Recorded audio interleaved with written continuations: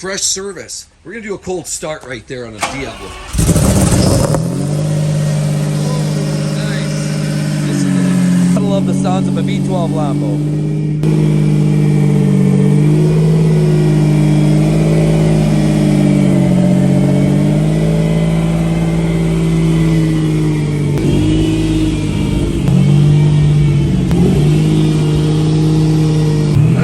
The Diablo, especially the earlier models like this with the flip-up headlights. It just looks clean. All right, well, let's get in. Oh yeah, there we are. Yeah. Whew. It's a little tricky one to drive, eh? Oh yeah. Strong arm steering in here.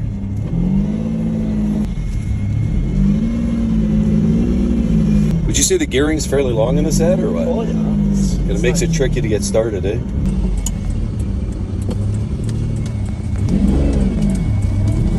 There we go. Ooh, yeah. Whoa. Yeah, there's definitely something old school, eh? Definitely. Definitely old school in a good way, I would say, for the most part. Other than when it comes time for some maintenance and repairs, which will... Oh, this will break the bank in a hurry. Oh yeah. Yeah. Look at the quad exhaust, man. I gotta love these old school Diablos. Definitely cooler than even the Aventadors today. These cars have serious characters. Here we go.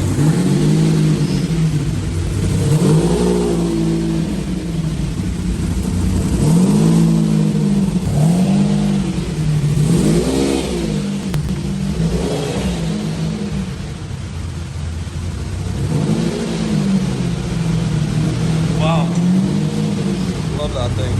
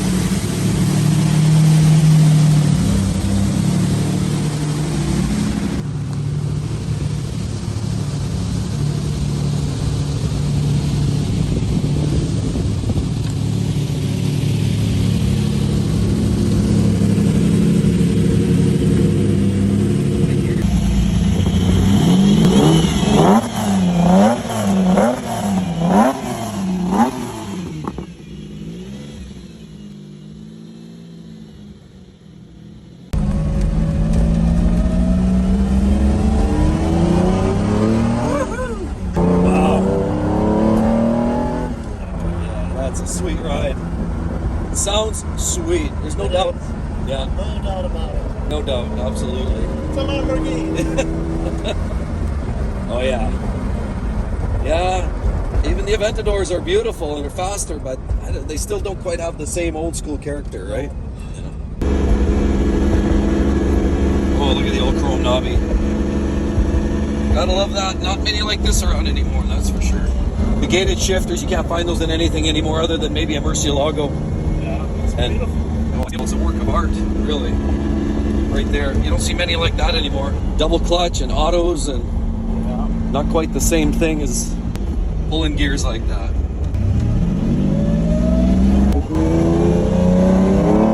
Whoa, oh yeah. That's definitely got a little punch, right? Oh yeah. Definitely gonna make for a fun drive. There we have this beautiful V12. Just listen to that purr. 5.7 liter V12. Makes about 485 ponies. Definitely enough to light your day. It's a lot of fun. Doesn't really match the modern day performance cars. But when you're driving this, it doesn't even matter. It just still pulls plenty hard. It's a lot of fun. Sounds really slick. After all, Ed just did a major overhaul on this thing, so we can talk about that here right away. Listen to that purr.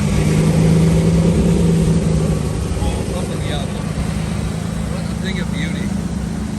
So Ed was just explaining, I mean, to set these engines up, so after a rebuild or a major tear down or even some wear and tear over the years, you've always have to look at some sort of, calibration. I mean, there's nothing very little that's electronic in here. So much mechanical, like you no longer find in modern day vehicles. But even the throttle linkage here, how he's explaining, you actually have to calibrate each individual bank on their own, and what he does is hits each bank with its own vacuum gauge and then can make the adjustments so these more or less vacuum under certain levels of throttle.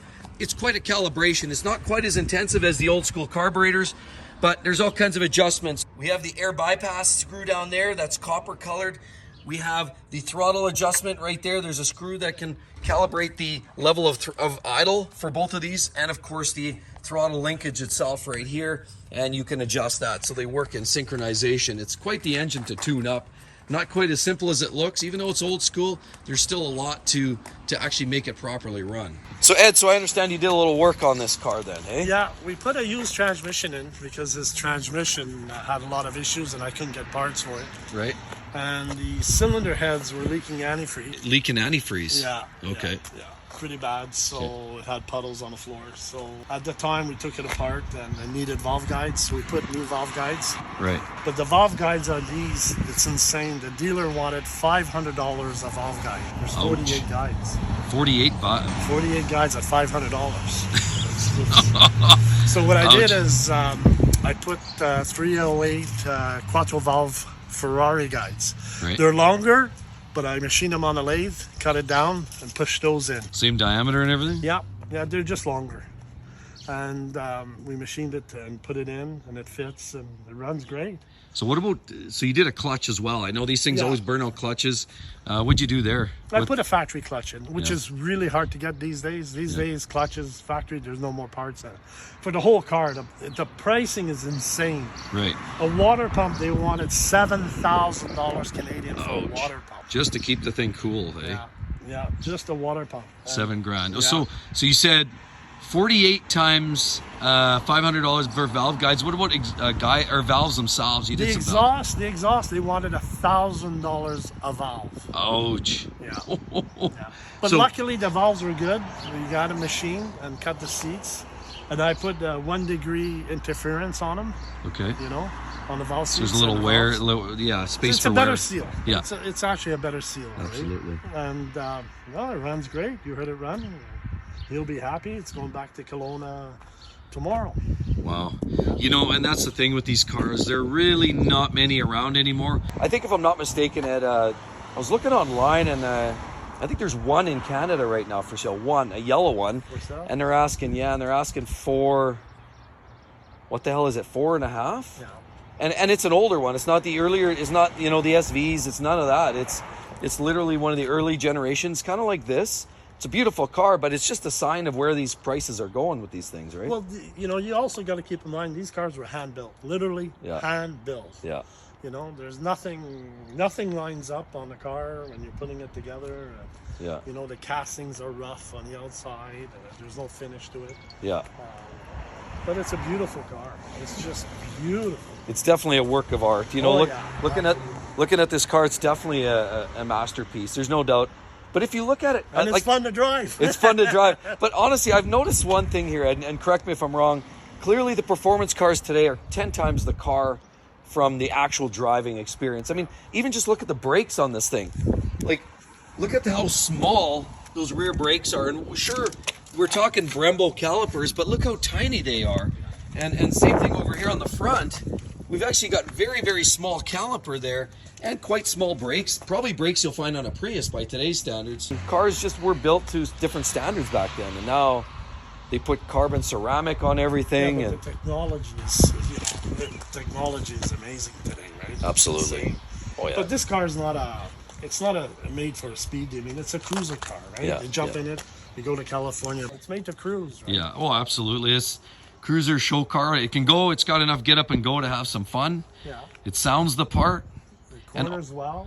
Absolutely. And I know the drive here coming down these disgusting roads, it reminds you what type of car this is, and it's very, very rough. So it's a very rigid car, rigid chassis. You don't really feel any flex in there. I love this car. I love all Diablos. They're beautiful. Right? They're just gorgeous. Absolutely. This or a Murcielago? I take this over Yeah? Mercy. Yeah. I see the Mercies. especially like we've been through this many times, you and I. Yeah. The convertible top E-gear Mercy is wouldn't buy it, wouldn't touch it with a 10-foot pole. Yeah. Because on the E-gear, on the Mercy, anything you need to be done, the engine's got to come out. Yeah. All the lines, everything's under the tunnel, Yeah. between the tunnel and the tranny. Right. Everything is there. All the lines, the actuator, everything is there. Yeah. Now, and then the convertible top, oh my God, it's like putting up a tent. It takes a half an hour if it's raining. By the time you put up the roof, you got a pool in the car, and you can put some fish in it. And There you go. You got an aquarium with the fish going down the road. Yeah, giant fish bowl. Yeah. But a Mercy, gated Mercy, like not convertible, hardtop, yeah, that'd be a cool car. Like a gated coupe would be a oh, really yeah, sweet absolutely. ride. They look mean. They look mean, you know, Yeah. like a fighter jet in the back. Oh, Absolutely. And a shout out to Bruce and Sandra. I know we went for a ride there last year. They have a beautiful early gated yellow Murcielago coupe. Beautiful car. Thanks again for that as well. I know the SV, theirs is an E-gear, but try to get a manual SV. I think the numbers are in single digits in terms of what's even in the world, but the SV is absolutely magnificent in terms of the Murcielagos. Like the Mercy coupes are such a beautiful car too. Oh, God, yeah. But yeah, so anyway, they're all great. And these V12 Lamborghinis are great. The Aventadors are a little techy, faster, not quite as, I don't feel like they quite have the same spirit of, you know, Lamborghini that these older cars, the Mercies and the Diablos have. But How about this or the Countach, Ed? No, they're about the same. No, actually, they're about the same. They are. Yeah. Right? Yeah. You know? Yeah. Like the underneath is Yeah, almost the same so, car. yeah. Yeah, it's It's an animal. I'll tell you, this thing's an animal. it definitely.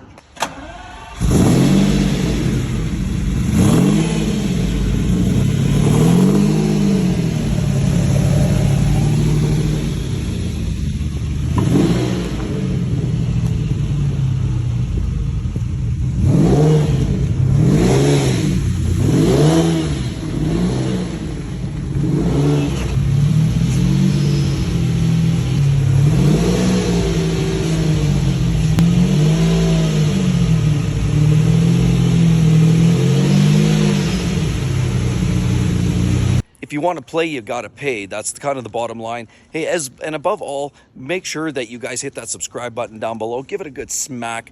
And yes, join the crew. We'll talk to you guys real soon. See you then. Bye-bye.